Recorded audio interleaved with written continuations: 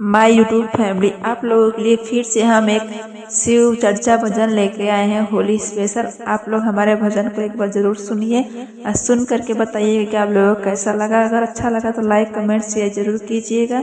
चलिए लेट नहीं करेंगे, स्टार्ट करते हैं। भोला गइले बाजारे, भोला गइले बाजारे, गौरा जी सोचेली मनवा में। अरे गौरा जी सोचेली मनवा में, गौरा जी सोचेली मनवा में। भोला गइले बाजारे, भोला गइले बाजार, गौरा जी सोचेली मनवा में, गौरा जी सोचेली मनवा में। हम जननी भोला टिकवा ले आई हैं, हम तो जनी भोला टिकवा ले आई हैं। झुमका ले आई हैं हो, झुमका ले आई हैं। भोला ले आइले बिछू के कुंडलावा, भोला ले आइले बिछू के कुंडलावा। जिया जोरल हमार, जिया जोरल हमार, गौरा जी सोचेली मनवा में।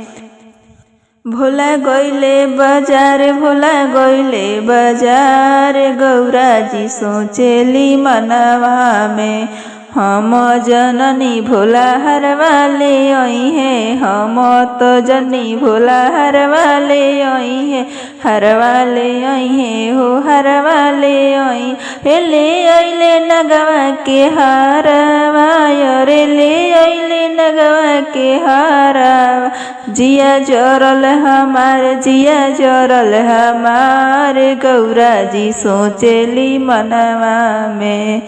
गइले बाजार, भोला गइले बाजार, गौरा जी सोचेली मनवा में। हम तो जनी भोला चुनरी ले आई हैं, हम तो जनी भोला चुनरी ले आई हैं। ले आई चुनरी ले आई हैं हो, लहंगा ले आई हैं। चुनरी ले आई हैं हो, लहंगा ले आई हैं।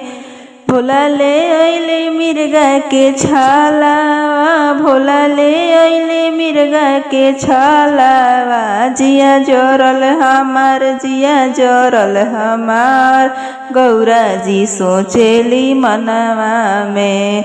गइले बाजार, भोला गइले बाजार, गौरा जी सोचेली मनवा में। हम तो जनी भोला पायल ले आई हैं, हम तो जनी भोला पायल ले आई हैं। पायल ले आई हैं हो, पायल ले आई। अरे ले आइले गुड़ के खरौआ, अरे ले गुड़ के खरौआ। जिया जोरल हमार, जिया जोरल हमार, गौरा जी सोचेली मनवा में।